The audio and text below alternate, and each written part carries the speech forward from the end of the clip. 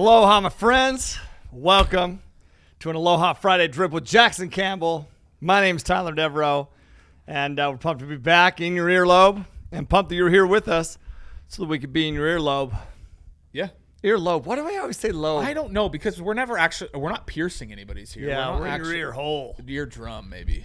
Eardrum. Ear hole sounds. We're in your drum. I'm beating your drum. Yeah. Is that perverted? No. Yeah, it is. If you want it to be. It's provocative and the people love it. I don't know what it means. Just get the people love going. Okay, All right, dude. Let's dive in. Hey, give the new listeners an understanding of how the Growth Cast is structured.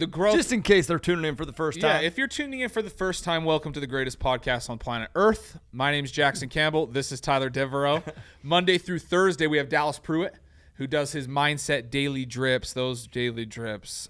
So grateful for those. Yeah, they're sick, dude. So grateful for those. Not only does he drop super important knowledge on there, but it's just I'm so grateful that I get to absorb that every Monday through Thursday. Yeah, it's awesome, dude. Monday through Thursday. But really though, how many other podcasts drop every day consistent fire like Dallas does? Totally. There's I not think a lot. about it all the time, man. It's a separator for sure. Shout out to Dal.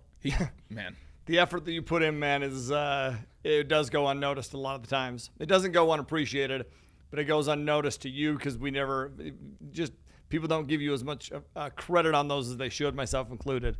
But man, I benefit from them every damn day. Appreciate you. Yep, so grateful for those. If you're not listening to those, or like I said, this is your first time, definitely tune in Monday through Thursday to get that wisdom from Dallas.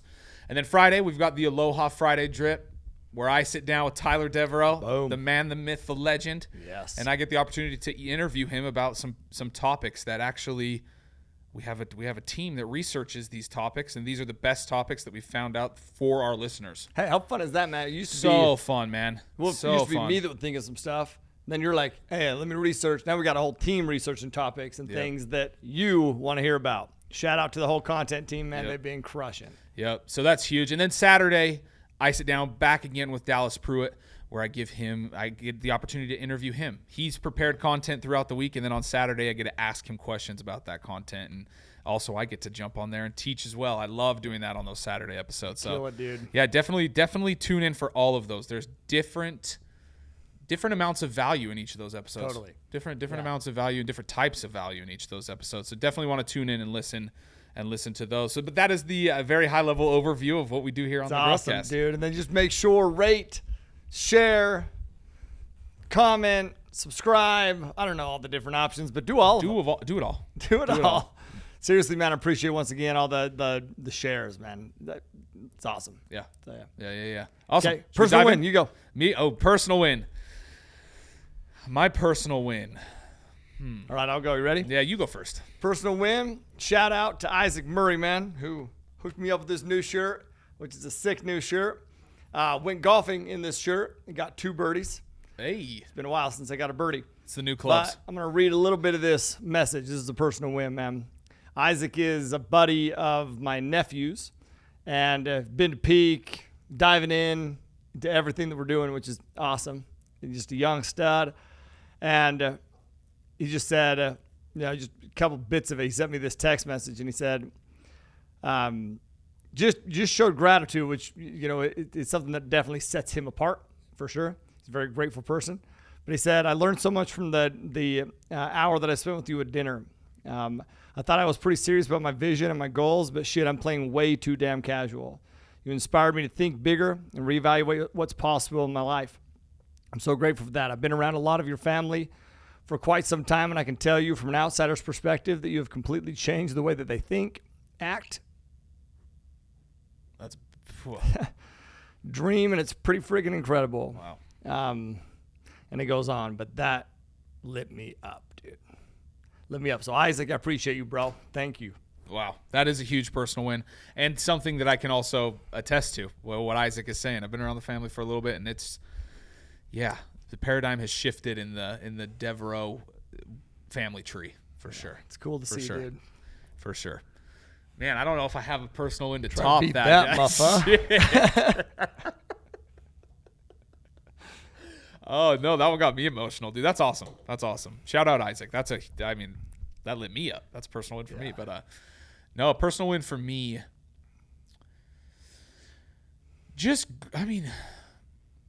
I have so many wins in my life, dude. It's hard for me to How many days did you go to the gym last week? I went to the gym 5 days, got 6 workouts in because I did some hiking on Saturday. That definitely worked, bro. Definitely some workout, and then Sunday I rested. And the goal is 7 days, dude. Yeah, so I made 6. I had 6 workouts. And how many you've made this week? I've hit every day so far. So we're Monday, Tuesday, Wednesday, 3 days. That's a win, bro. Yeah, dude, we're getting there. You created the habit, man. You and Dal talked about it on couple extended cuts ago, but you've created the habit. Now it's maximizing your time there is what you were saying, right? Yeah. I loved it. Yeah. So that is a huge personal win, dude, is I've perfected that system that works for me. Yeah. You know, everybody doesn't have the same system. You and I probably don't have the same exact to a T morning routine. No. You know, but yours is yours and it works for you. Mine is mine. Speaking of, let me give you Jackson showed me a video this morning. You weren't supposed to tell anybody about this. You did say private. Never mind. No, go ahead. This is private between us. And he shows it to me. It's in his car at 4 a.m. and he's like this. Pans to him and he's like, fuck. He's just tired as hell, dude. But here's the thing, like just getting in the car, you go through the motions, and then what happens once you finally get to the gym, you wake up. But it is a challenge to just get. That's why I used to stay in my house and read. Yeah. And now where do I read? You read in your truck at the gym. In the truck at the gym because it's way too easy to get way too comfortable in my home. I get up, get dressed, get my truck, roll. Yeah. Yeah. So, dude, just along those lines of a personal win for me, something that I've learned in this process. I've been going to the gym for a few months now, and it doesn't seem to get easier. But it shouldn't. Yeah. At the same time. Great point, You know what bro. I mean? Like, it shouldn't be easier. Like, when you're doing hard things, when you're growing, if the gym was easy, everybody would go. And if the gym was easy, you wouldn't see results. You're not pushing yourself. No. So, like, things should be hard. And when they start to get easy, you should make them a little bit more difficult for yourself, for sure. So that's a huge personal win. I'm living out that principle right now, and it's been huge for me in my life. Great win, man. Yeah. All right, what are we talking about today, homie? Today we're going to talk about how to buy multifamily properties with no money, right? You know all about this. You know all about this. The Multifamily Mindset knows all about this. We know a thing or two about this principle. We do. But we want to just get granular and really simple on some of these ways on how to acquire a multifamily property with no money. So we can just jump right in there, dude. How can the average person, middle-class person, buy a multifamily property with no money? I love this question, dude. I love this topic, obviously. And it's one of those topics that I'm super passionate about because I never knew it was possible. Never, dude. Even I had invested in single family, all this kind of stuff. But I'd even wholesaled, which is being a middleman, for some multifamily deals, smaller ones. One multifamily. But I didn't even know that. Like I didn't know how to piece those together. I didn't understand how people owned big apartment buildings or I literally didn't. So to understand the structure and how we do it is beautiful. And the basic answer is called multifamily syndication, right? And syndication, we've talked about what that means in the past. Go back and listen to some drips if you want to get into some details. But high level, it's two people or multiple people bringing their talents and resources together to do something they couldn't do on their own. Yeah. Right? That's syndication. Yeah. So many times we focus on what we don't have instead of focusing on things we do have. So if you don't have money, well, awesome. What do you have, man? Your money's irrelevant. Your money's irrelevant in this industry. We all hear, it takes money to make money. It's false, though, dude. It takes value to make money. So what do you have? Focus on that. So one of the things that you probably have, I'll give you two basic ways, man. You're either going to source deals or you're going to source money. That's a way to provide value, right? Yeah. So how can you buy properties without your own money? Well, dude, raise private money. Like, once again, it doesn't take money to make money. It takes value. So provide value to those people who have money. Do you want to know what is valuable to me? When somebody brings me a deal to invest in. That is a very valuable thing for me. Yeah. Like, I'm always, dude, I just got on a call yesterday with an individual that I've never met. His name is Tom. And Tom presented an opportunity to me. And we're maybe 20 minutes in, and I can tell he's a trustworthy dude. I can tell that he knows what he's talking about, and I really like the opportunity. And he doesn't really know too much, but dude, I'm actively looking for.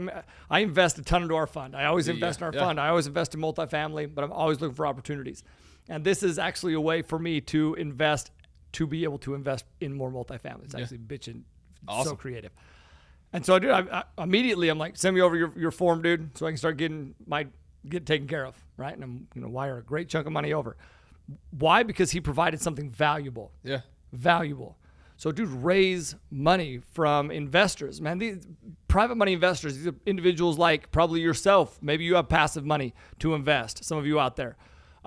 This is, friends, families, doctors, connections, people that make good money and need to put that money to work. And by the way, anybody who makes good money needs to put that money to work. Yeah. Period. Needs to. Need. Explain that need. Explain that need. Unless you want to explain it a little bit later down the episode. Now. Yeah, explain that need. Well, dude, if I don't put that money to work, okay, and it sits in my bank account, like the other day I showed you guys the number of my bank account. Yeah. And I said it made me sick to see that much money in my account because I want to put it to work, right? Yeah. Immediately, dude. But it's finding good opportunities, ways to put that money to work. So if I don't do that, that money not just stays stagnant. Like literally, money is worthless unless you're utilizing it, right? It does. Not only does it stay stagnant, I'm losing money because inflation. And I promise you that your banks aren't paying you an interest rate that's going to keep up with inflation. So I'm losing money. I'm literally losing money by having it stay in a bank account. And if I'm losing money, that limits my ability to provide value to other people. Right. Money is a tool. Tool needs to be used to provide value. And if I'm not using that money to provide value and help other, freaking this damn mic. God, I can't get this. Hell sakes. As floppy as Jackson's. Whoa.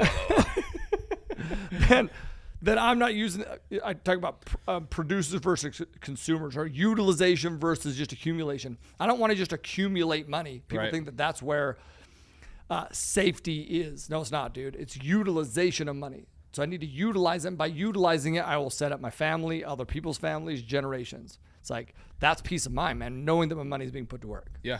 So that's why people that have the money, that have the ability to be able to put their money in multifamily, absolutely need to put their money into multifamily. Need. Yeah. Okay, dude, you talked about this gentleman you had this phone call with, and that you knew he was a trustworthy individual right out of the gate, dude. It seemed like 20 minutes through, you knew he was well-educated, trustworthy.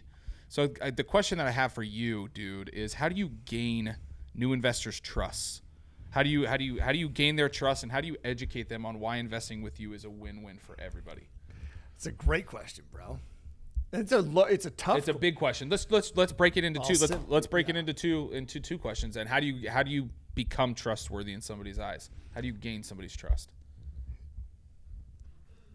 I'll simplify it and say that to gain trust, you have to be trustworthy, man.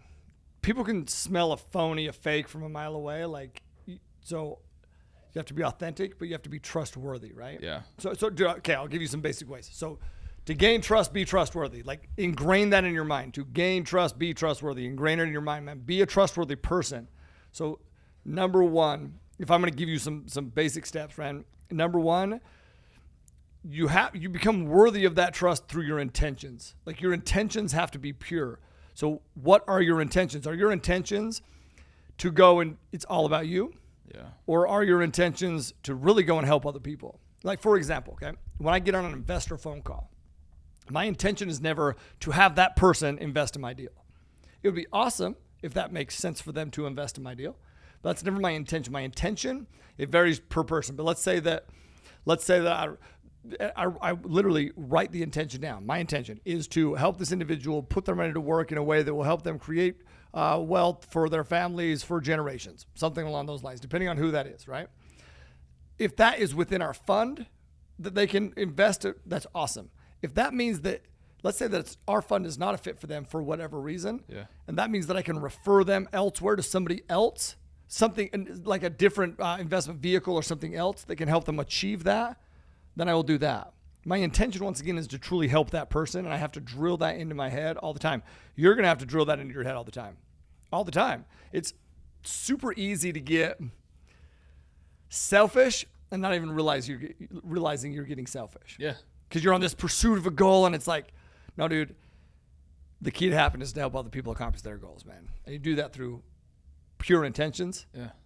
And that also helps you become trustworthy. And to get to your goal. The way you get to your goal is by helping others get to their goal, for sure. That's for exactly sure. it. For sure. You also have to be competent, man. Like, one of the first things that I tell people to do is to learn the terminology. Learn the business, right? But learn the terminology and understand how to talk and speak, with these different terms that we use within the business or whatever you're doing. Like, you have to be competent. Yep. Like, if I'm going to invest my money with you and take your recommendation, you have to be competent. Mm-hmm. Tom, who I talked to yesterday, dude's competent. I promise you that right now. Yeah. He knew his shit. I had known about this other opportunity, like this opportunity he presented. I'm not going to get into the details. But I never understood, if we're being honest, I never understood how it worked. Why? I believe it's because the people that I was talking to were not competent enough to simplify the process. He was competent enough to simplify it. Yeah. Simple is hard, man. It is. And to simplify something, you have to know a lot about something. He was able to simplify it for my simple mind to understand it. That's valuable, by the way. Very. Yeah. And then, dude, I'll say one more, which is just be authentic, Like authenticity. In fact, I believe that authenticity is just the beginning of all these stages of building trust. Yeah. Which is... Dude, I like that a lot. But it's true. It's like, dude, you're not trying to... And it's nerve-wracking sometimes. Like, to truly be your true authentic self, that takes courage, man. It just does, because you don't know. It's like, you don't know if people are going to... Like, if you're faking it and somebody doesn't like that, it's like, well, that ain't me anyway, right? Yeah. So it's almost like it gives you this shield. But when you're your true authentic self, dude, that takes courage. But I'll also tell you that courage is always rewarded, man. You have to be authentic, dude. Dude, yeah, I like how you said being authentic is the first thing to gaining trust. Yes. I like it a ton. Like, the first thing that came into my mind when you said that is, I'm going to ask you a question. What do you think you're an investor? What's your biggest fear or what's your biggest fear when you're talking to somebody new presenting you a deal? That they're not telling me the truth. Or they're bullshitting you. Yes. If you're not being authentic, you're bullshitting them. Great. Yes. Whether you're telling a lie or just kind of not being your true self, you're going to give off that same energy to that person, and they're going to feel something fishy. They're going to feel that something's off. God, they're not going to know what it is. Yeah. They're not going to know what it is. They may even still believe you and may even still move down the line and invest with you. But if something happens at that point, that feeling is going to come back and be like, they were bullshitting me. Yeah. They were bullshitting me. But powerful, maybe you weren't bullshitting them when the facts you were telling them, but you weren't being authentic about who you are. Yeah. So they'll definitely understand that and sense that's that. So powerful, man. Yeah. I love, dude, that's so great. Like, if you can understand that, if you're out there right now, right? Let's say that you are somebody who's an active investor on a deal, who's trying to build these different relationships. You're struggling to gain traction with investors, brokers, whoever. Well, really ask these questions of, am I truly being my authentic self? Are you or not? Because what you said that's powerful, all that you said is powerful. One thing that you said that is so powerful is that you, even if you're saying facts or whatever about this deal, you're still not going to come off as trustworthy because you're not being your true authentic self. Yeah. And you said it in a different way. You said something like, they're going to sense feel that. They're going to feel that. Thank you. They're going to feel They're not going to know what it is. Yeah. They're not going to know if their thought may be, what you're telling me is bullshit. Yeah. But it checks out, so it's not. Yeah. But they're going to feel that, dude. They will. They'll sense it. 100%. People will feel your intentions and your authenticity and your energy way more than they hear what you feel, Or hear what you say. Hear what you say. Yeah. No, absolutely, dude. I love that. So be authentic, be trustworthy by your intentions, and then display competency. Yeah, be confident. That, just, dude, know your craft, man. Yeah. Know your craft. And then also, dude, you better have a strong moral compass. Your authentic self better be somebody that has a strong moral compass. So if you don't know what to work on, right? If you're not gaining a lot of traction, if you don't feel like people trust you and you're not sure what to work on yourself, dude. Yep. That's it. First thing. Work on yourself. That's the first thing. And I mean, it ties back in with mindset. Work on your mindset. Do all of that first. That's going to benefit you so much in every aspect of your life. And not just first, always. Always. That's what I mean. Make it a priority. No, I know you do. That's what I know you do. I just want to freaking drill down, man. I'm telling you, man, the minute that you stop growing yourself is the minute that you lose your ability to lead and grow others, man. And ultimately that's where so much satisfaction and value is found. So. Yeah. Okay, dude. I'm not sure how I want to pivot for this next question or phrase this next question, but how do you even start looking for these properties that we're going to buy? Yeah. We have, your no initial money, question. money. You're starting from scratch. How do you even start looking for these? So no, perfect. Because your initial question was how do you? I don't even think it's a pivot because your first initial question is like how do you buy properties without money or something? Right? Yeah. Multifamily properties without money. And I said 2 vehicles, right? 1, sourcing money. 2, sourcing deals, or either or, right? So, dude, understand that this is a way to buy these properties, valuable properties, bringing valuable properties to individuals. The individuals have the money, and or valuable money to people that have properties, or both, right? So find properties. So how do you find these, dude? Relationships, it's relationships. Yep. This is, for me saying it a million times, it's a relationship-based business. Every deal that we have, I'll tell you, every deal that we've ever sourced has come down to relationships, either with a broker, with a seller, with other operators. Do we have networking events we go through? We put on networking events. We have a network of people that bring us deals all the time. Like if you think about this, we have an army of people out there within our network that are sourcing deals all the time. And they're filtering them back up for us to either invest in or sponsor the deal. Dude, that is valuable to us and we're valuable to them, man. So it's valuable to us because we're able to filter through so many different deals to get a pulse and understanding of what are the most valuable deals, what are the best deals, and then pick the best deals to bring to our investors. They're bringing us these deals because they know we have investors. Well, we're super strategic with those deals we pick. Well, because we can be. Right? And we should be. We have to be. So, dude, other operators, brokers, sellers, other sellers, man. I built a great relationship with a owner of multifamily properties in Birmingham. Took down a bunch of properties with that individual. Anytime he would go to offload a property, he'd bring it to us. That's awesome. Awesome. Sellers, right? We own more than one property, man. So do other multifamily owners. You want to know why? Because they're not trying to buy it on their own with their own money. They leverage with other people's money, multifamily syndication, right? And then, dude, other team members. You have tons of team members that you put together. Your attorneys, your brokers would be considered a team member. Property managers. Like last drip, I talked about Harmony, our 1,616 unit drip, 1,616 unit property that we just closed in Arlington, Texas. And we found that through our attorney. Our attorney had a client that was about to fall out of contract, and we were able to come in once again with the leverage and everything that we have and save the deal. Why? Because we have a fund that allows us to do those kind of things, which is a beautiful thing. Provides tons of value to our investors, and it provides tons of other and you know why it provides tons of value to our investors? Because we're able to provide tons of value to other areas to buy these properties. So, dude, other team members bring you deals. Like, it's relationships, man. The Harmony got sourced from Stephanie, our attorney, who was just out in Maui right before she sent it to us. I was going to bring that up. I'm glad you did. Oh, sweet. But yeah, dude, it's those relationships, man. Yeah.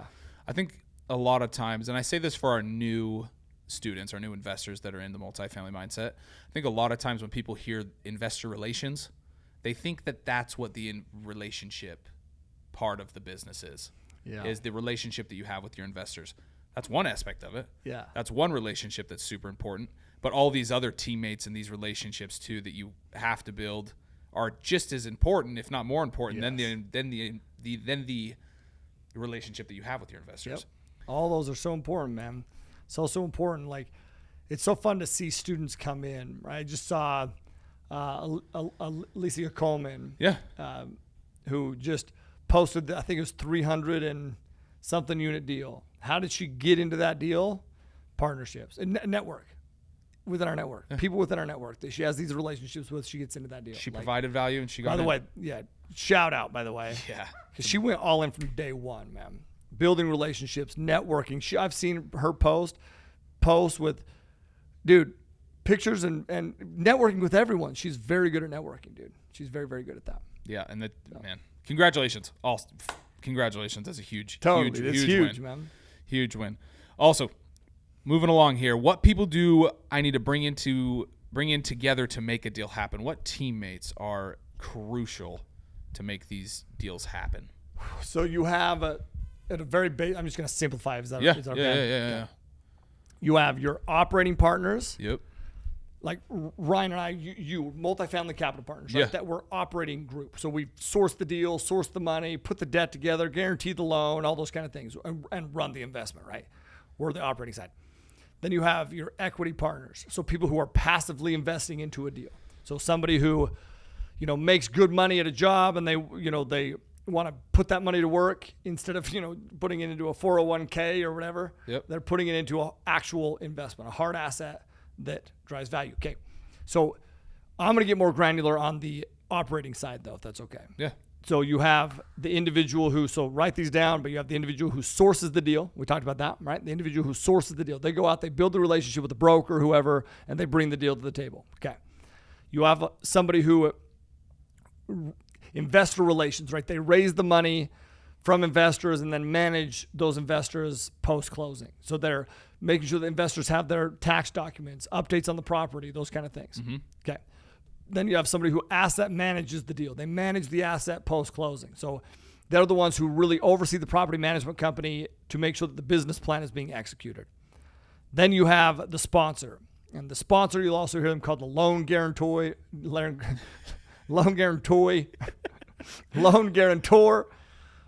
are the individuals. So Ryan and I, we're preferred borrowers with Fannie Freddie. So we have that relationship where we can come in, sign on the loan, qualify for these big debt pieces, guarantee the debt, sign on the loan, right? So those are your major aspects or roles within that operating side of the deal, right? Yeah. What percentage should a new person expect to make if they bring all these correct people? Let's say they bring this team together. They bring this correct team together. What percentage should they expect to make if they make the deal happen? What part of the deal, though? I guess that's the better question, right? Yeah. Is what part of the deal are they playing to get that percentage? I guess I can answer your question. Yeah. So a typical, we call it a carve out. Yeah. So typical carve out on our deal, if you're the operating side, it's typically a 30% carve out. So which means operators, the operating side, own 30% of the deal. Investors own the bulk of the deal, 70% of the deal. Yeah. That's our standard carve out. That's very common. Sometimes more, very few times less, but it's usually a 70-30. Now within that 30%, how that breakdown goes with all those other partners that I just talked about, it's just totally dependent on what role they're playing and really the amount of value they're bringing in the deal, right? Right. So it just depends. Totally. No, that's great. That's a great answer. How do I know who the right people are, and how do I know that I can trust them? How do you go about vetting trust? I don't know. Maybe same thing that we talked about earlier. Maybe you don't want to give up your secret sauce, but no, it's the same thing we talked about earlier. You have a great group of people around you, dude. Yep. You have fantastic, myself included. Just kidding, but you have great people around you, man. Yep. How did you do that? How did you find these people? I guess that's really the question that I think what we're trying to look for here is how did you do that and trust those people and kind of. My number one thing. Are you ready? In fact, our core values lead with MF Aloha. Okay, and MF Aloha. That's an acronym, and it breaks down. M is for mahalo. That's my number one thing by a million. Gratitude. Mahalo is an attitude of gratitude, right? Gratitude. People who are grateful. You're a very grateful person. Strat, very grateful person. Strat just was awarded the team member of the month, and the first thing that we talked about was gratitude. Shout out, grateful. Same with Nico. It's gratitude, right? Somebody who is grateful is somebody who's going to put in the work needed to succeed and be grateful the entire way along. Yeah. It's gratitude, man. It's not, I'm dead serious. I look for that way more than skill set, way more than, degree. Dude, are you grateful? Because if you're grateful, gratitude is one of the most powerful emotions in the world. And if you're grateful, you can do amazing things. Yeah. Man, I love that. Yeah. And I think that's a hack, dude. Yeah, I do too. I think that's a hack that you've kind of created and that you follow. Just to surround yourself with amazing people, man. Surround yourself with people who are grateful. And show your gratitude. You know? Yeah. You can have some pretty grateful people, but if you stop showing gratitude to them, they'll lose their gratitude. That's a good point. People need acknowledgement, man. Yeah. They need to know what they're doing is awesome. So And also, they need to know that when they're doing something that's not awesome, you love them enough to tell them that. To have the conversation. Yeah. Yep. Absolutely, man. You've had those conversations with me. Multiple people. Dude. Yeah. I just talked to Rowan yesterday. You've had them with me. Yes. Yeah, because, dude, yeah. And I always will. And Yeah. I know you always will. I will. And Rowan, yesterday on that call, she's like, oh, you know what? I wasn't sure if I wanted to bring this up, and I'm bringing this up. And she gave me some correction. And I was like, Rowan, you always bring that up. I want to know those things, man. For sure. So also shout out to Rowan, dude. Yeah, man. She's So yeah, but dude, grateful. How do you know if you can trust them, man? Feel the same things that we talked about earlier, those same steps, man. Are they authentic? Are they, are they trustworthy? Feel, right? You got to feel the energy. And I'm serious. Like if there's something that's just that doesn't feel right. Yeah. Then it doesn't feel right, man. I'm okay with that. Yeah. Yep. Yeah. Dude, if it doesn't feel right, chances are then it ain't it's right. not right. Yeah. There's something wrong there. Okay, dude, what type of mindset should you have when you're starting out in the multifamily space? And we're talking about these newer people coming in with no money.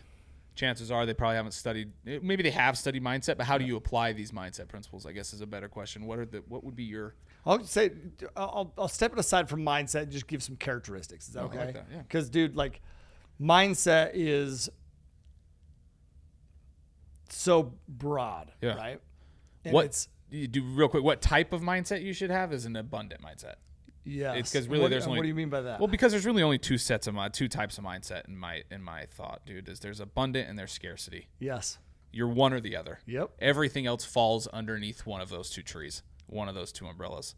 So abundant is the easy answer there. Yes, it is. But the better question would be, what are these characteristics? Do you want to know? But why is that the case? Is because somebody that has an abundant mindset is full of possibility. I told you that Isaac, who I mentioned earlier, is my nephew. His name's Corbin, his friend. Okay. Well, I was just talking to Britton. I was like, man, Corbin's such a good dude, man. Good kid, It's like he's just a good dude. Yeah. She's like, he is, man. He's so optimistic. And then she says, he's so optimistic, which is awesome because if you're optimistic, no matter what happens, you're like, well, I can pivot. Yeah. There's going to be a solution. There's going to be a way. And if you really believe that, you try things. Uh-huh. If you really believe that, you're willing to try things. So I love that, dude. Abundance, you're willing to try things. Uh-huh. So you're willing to fail. Yes. But abundance is also the ability to fail, but to know that there's a back. Like what you're exactly saying about Corbin is there's just more opportunity. It's part of the process. Yeah. Yep. So let's tie that in, growth oriented, man. Like you have to be growth oriented. You have to be really wanting to grow. Somebody who wants to grow, they want feedback. Somebody who wants to grow, that's like, once again, if you don't know what to focus on yourself. Growing yourself is what we mean by that, right? Grow yourself. You're the asset. And if you're not growing, nothing else is growing. So, dude, what type of mindset should you have? A growth mindset, growth-oriented mindset, man. Come in with, that you're always going to grow, and you're going to do everything you can to grow. That can never stop. Another one's resilient, man. Dude, I think it's that's a mindset too, by the way. Absolutely. Like it's just a mindset, but like resilient. No matter what comes your way, resiliency is the ability to get knocked off of baseline, right? Yeah. Knocked off of baseline and then bring yourself back to baseline. But really how I would define resiliency is you're not just, when you do that, you get knocked off baseline, you're back on baseline. What you realize is that you're not where you used to be, you're actually farther. Because no matter the challenge, no matter what it is, you adapt, you grow, and you come out stronger. That's resiliency. Some people will face something, a challenge. Everyone will face a challenge. Some people will take that challenge and they will make it back to baseline, but they will have fallen back. Yeah. Why? Because they took so much time complaining and putting energy in areas that are not serving and learning. Instead of learning from this challenge, they get completely knocked off baseline and stay off baseline for way too long. Resiliency is your ability to get back to baseline quickly and then grow from the experience so that you're farther up the road, right? Yeah. Resiliency. Yeah. So you're saying that problems can benefit you? Yeah. You remember? I think it was last episode. No, we did an episode. I don't know, but we did an episode a while ago that was problems are a blessing, challenges are a blessing. And I remember one of the first starting questions that you asked me was, So you say that challenges are a blessing. Is that something that you truly believe in, or just something that you say? Right? Yeah. And I loved how you phrased it. And my answer was like, both. Both. Because in the moment, dude, Yeah. in the moment, it's like you got to sell yourself on that. Do you remember what we were going through when that happened? I didn't. I remember exactly what we were going through when that happened. Tell them. We were going through. Oh boy, are we going to get into this, dude? Just high level. Dude, high level. No, I don't want to get into details. Obviously, there's no need to. This is just a amazing thing. We were talking about how we lost our whole content team. Everyone. Social media manager, video editor, everything. We lost them all the same day. And it was rough, man. And it was a challenge. Me and Ty spent many hours in this office post that, figuring out things, doing things that they were doing. We spent a lot of time. We worked very hard through that time. And it was a challenge, man. And at times, I'm sure we thought, I don't know, at least I did, this is hard. Oh, this is a difficulty, but we kept pushing forward, dude. And in that meeting, or in that podcast, you talked about how that challenge, that was the hardest challenge that we had faced yet, is actually going to be our biggest blessing. Yep. And indeed, it has been our biggest blessing. Yep. Our biggest blessing. Shortly after that, do you mind if I keep taking this? Keep growing, bro. Going. Shortly after this, we were introduced to Nico and Strat. Yep. And Jaden. Yep. Nico, Strat, and Jaden. And from there, we've been able to build a content team twice the size as we had before, and have gained 3 to 4 times as much traction. Oh, I don't even know. Like, dude. We talk about value and adding value in places, dude. The amount of value that Nico, Strat, Jaden, and this new team has added is massive. It's massive. Yep. But we knew that was the possibility, and we believed that was going to happen. We didn't know exactly how that it was going to happen, but we had resiliency, dude. We were very resilient through that time, and we're very blessed to now have what we have because of that, I believe. And this is with any challenge, man. Yeah. Because I remember taking the trash out and just thinking, like, holy shit, man. Like, it hurt my feelings, you know? I mean, it sounds silly, but it did. And I remember just laying in bed and being like, I'm just playing in my mind, like, all the negative shit that could happen, right? And then all of a sudden, for whatever reason, it's like, flipping, it was like, oh shit, this is a test. This is a test, man. If we can when we bounce back from this, like, this is a test. This is a test. When you take this test, and it's like, this is a blessing, man. This challenge is gonna be a blessing. Fuck, this challenge is gonna be a blessing. And all of a sudden, you get energized, you know. And we got energized. We did.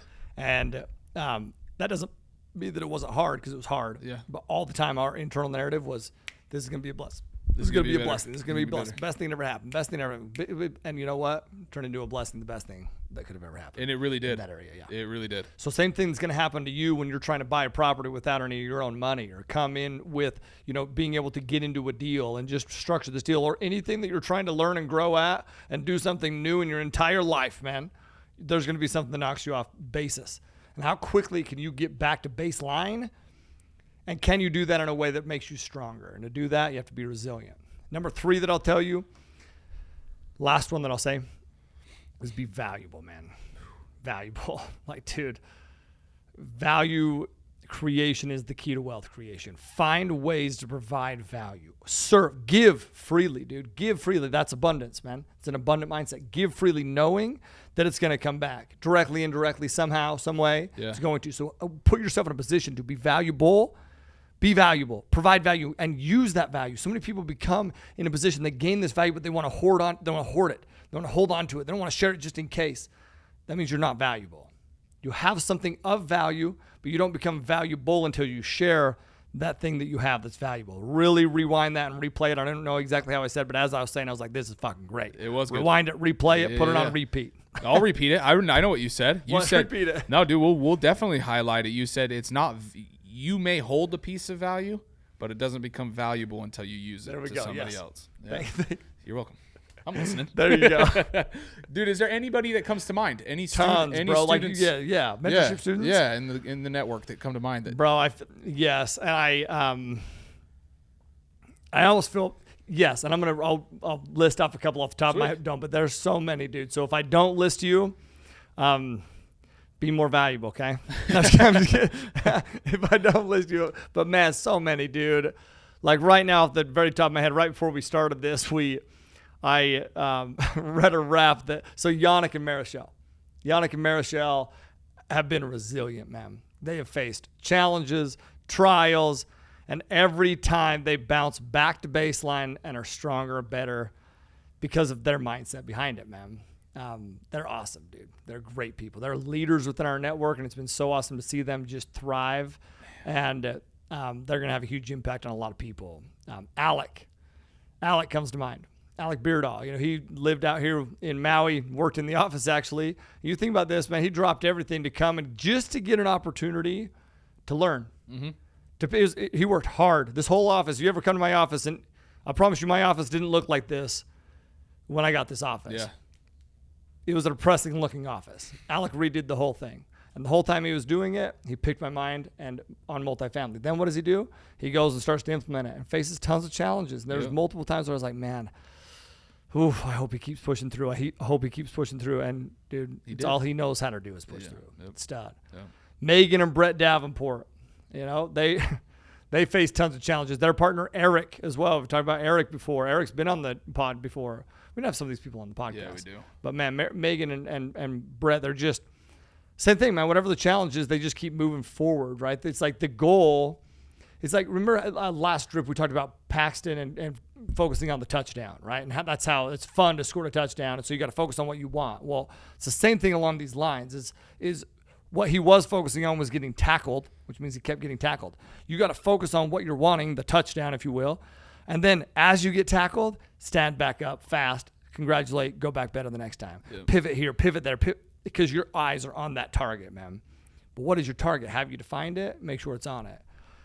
Gerald Johnson, man, this dude has been also so damn resilient. He's always sending me messages. Dude, he sketched out a piece of paper at the event that I taught him at that was mindset stuff. He's like, hey, I'm giving you this so that you can snap a picture and send it to me when I need it. You'll know when I need it. Just keep it, snap a picture. Wow. Send it to me. I love that. Yeah. Remind me after this, I'm going to send it to him.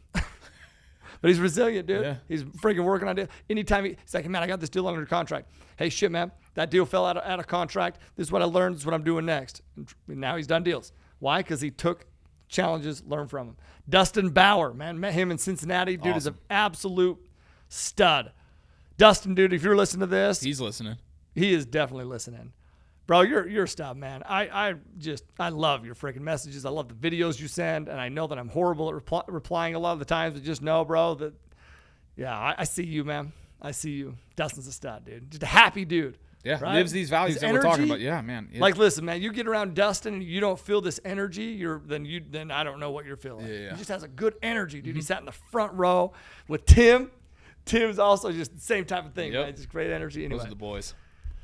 Melissa Elizondo, gosh, man, she was resilient. She's been resilient. She has continued to be resilient. It's, I remember when she came and she told her story at the class. It took her over a year to get her first deal done. And she was telling the story, and she's like, I wanted to get my first deal done in 6 months, but it doesn't happen in 6 months. And so then what am I going to do? Am I just going to stop there? No, you keep moving, you keep moving, you keep moving. And sure enough, I got my first deal done just after my first year. It was like month 13 or something. And then all these other deals fall since then. Amazing. Trey Jacobs is another one. It's been so fun to see. Dude, his deal, I think it's that they just did Trey, Ashley Hightower, Tim. Burkhart? Was he on that? Burkhart, yeah. yep. Yeah. There's one more that I'm forgetting. But anyway, dude, absolute same type of thing. Or Kim was on that deal too. Kim was on that deal as well? Kim's definitely resilient, dude. Yeah. Anyway, bunch. Are you kidding me? A bunch, man. I could list them off for days, but if you really go and you look at those individuals in our network who have achieved success, I would say that those things that we mentioned, growth-oriented, resilient, value, they all of them have that. Yeah. So it's a simple process, okay? If you're looking to do something that you've never done before, then go find somebody who's done it and emulate them. Like, how are we able to lead? How are we able to lead so many people? Dude, it's because It's not just me, Ryan. It's not us. No, It's just not just us. no. We have this whole chain of people that lead, and everyone leads up and leads down. That's what a good network does. That's what we have, man. Yeah, man. Very grateful. Very blessed for that, for sure. Awesome, dude. Final question that I want to ask you. We're kind of talking about like newer and starting in multifamily real estate with no money. If you could give young, fresh, starting out of the block, Tyler Deveraux, one word of advice, what would it be? It doesn't need to just be one. We can list off a couple of things, but what advice would you give? Thought about this a lot, bro. Young Tyler Deveraux. I've actually thought about this a lot, man. Because this is a question that I get asked on different podcasts that I'm on, not just this podcast, but other podcasts, right? And the people ask me all the time, like at events and stuff. And so I've thought about this a lot. And so number one is like if I'm talking to him, dude, listen, man, the path to success is to help other people succeed, man. That's the path to success. It's not a competition, it's cooperation. Ooh. It's not a competition, it's cooperation, man. Look for ways to provide value, right? But like, understand that, because the reason I say that is because I used to almost get discouraged when somebody would achieve something that I hadn't achieved yet. I did. I'd be like, man, shit, I wish I was there. And there can be some power in that as if you let it motivate you, but not discourage you, right? Discourage means to remove courage. And so when I understood that the path to success is to not be discouraged from other people's success, but to truly help them succeed, dude, my life started to change, man. Also, success is a lot easier to accomplish than fulfillment is to accomplish, right? But we achieve fulfillment by two basic ways, okay? Growing and giving. Yeah. And so to be in a position to give, we have to grow, though, right? So we achieve fulfillment by growing and giving, but if we're going to give, we have to be able to grow. So to grow, you have to put yourself in experiences and overcome challenges and be resilient so you have something to give. You have to grow to be able to give, right? Yep. Another one is to attack what you're trying to avoid. Write that down, by the way. Attack what you're trying to avoid. We all procrastinate. We all avoid certain things. It's like we all had that. We've experienced this where we know what we need to do, but we're not sure if we know how to do it, or we're nervous to do it, we're fearful to do it, so we do anything and everything but what we know we need to do. Listen, attack what you're trying to avoid. Most of the time, the things that we're avoiding will open you up to everything that you're seeking. Everything that you're trying to avoid is what's going to open you up to everything that you're seeking, man. Go attack the things that you're trying to avoid. And then another one is making things harder won't make your life easier. Making things harder won't make your life easier. Put your energy towards shit that matters. Don't put shit into things. Put energy into shit that matters. Yeah. How many times do we make our own life harder, man, because we get stuck on things that don't matter. We make these little things harder. It's not going to make your life easier, dude. Remove the shit that doesn't matter and improve the things that do. Your life will become easier. So, man, thank you. Thank you for that. I think those are three really, really powerful things that you have obviously pondered on. One note that I just want to note here was number 2 that you said, attack what you're trying to avoid. Mm-hmm. That principle was one of the first. I was one of my very first challenges I had working with you and Ryan. This was years ago. You probably don't even remember this. And I came to you with this issue, and I came to you with this problem, and just seeking guidance. I didn't really know what to do. And this is exactly what you told me to do, in the best way possible. Yeah. It's like, dude, turn on it and chase it. Go after it. And it has made such an impact on my life in every aspect of my life. So thank you. You're welcome. That's but awesome, I want man. others to also understand that, dude. Yeah. Whatever's stressing you out, whatever's causing any sort of discomfort in your life, instead of trying to bury your head in the sand and just ignore it, bring it up and put it right in front of your face so you can attack it. Yeah. And make it fun, dude. Turn your fears into fun. Yeah. The quicker that you can turn fears into fun, that. dude, your life will be meaningful. Yeah. Man. You'll accomplish amazing things, right? Like, make it fun, dude. Yeah. Anyway, I just wanted to share that, dude. Is there anything else that you wanted to say as we wrap up here? No, dude. Go listen, man. Whatever you think you can achieve a lot more than that. Like, I just promise you, man. Why can you go buy apartments, these big multifamily properties, without any of your own money? Because you're very valuable. But to be valuable, you have to put yourself in a position to be valuable, man. you can absolutely go buy these properties. No, I don't care what your background is. I do not care. I don't care. You can do it as long as you're resilient, growth oriented, provide value, and resilient. Be resilient, right? Yeah. And you know the why. So and that brings our Hawaiian value. You have to know the why behind it. I was very clear of what my why is, and I'm still very clear of what my why is. And if you don't know what your why is, you can't do shit. No, dude, it's going to be very hard to do any of these things we just talked about. Definitely. You want to know why? Because it's really hard to be resilient when you don't know why you're going through what you're going through. Right. Why you're putting in the work, what you're looking to accomplish. You got to define it, man. So do meaningful work, and that's ho'ohana. Ho'ohana means do meaningful work. Man, when we work with things with intention, towards something with intention, it provides this amazing feeling of satisfaction and purpose that just nothing else can. And I know you know that, dude. We talk about this regularly. It's like the work we put in, it's meaningful work, and we know it's meaningful work. And it's not time wasted. No. And that's allowed you to do what? Everything. Yeah. Right. Yeah. If you put, man. It's hard for me to articulate words when you do it so well. If I want to add, but I do want to add something here, dude. It's like do meaningful work, not just be purposeful and have meaning behind everything that you do. Yeah. If there's purpose there and you know your why and you know why you're doing it, it makes it so much easier to fall into whatever system you need to fall into to make sure you get the results that you get. Bro, that's huge because a lot of people will work hard. Yeah. But are they working hard on meaningful things? Right. Right? And that's what you're saying. Right. Make sure that the work you're doing is meaningful. And if you do that, then working hard is easy. Uh-huh. Well, then working hard is actually joyful. Uh-huh. Right? You work harder than you ever thought you could. Ever, bro. Ever. Yeah, dude. right? Man, bro. Yes. Yeah. Yes. Love Awesome. it. Tyler, thank you, man. Thank y'all. Appreciate Thank you, y'all for listening. Man, share this episode. Go buy some big-ass apartment buildings. Yes. Go bring these apartment buildings to your investors. Provide massive amounts of value and live always and invest always with Aloha. Peace.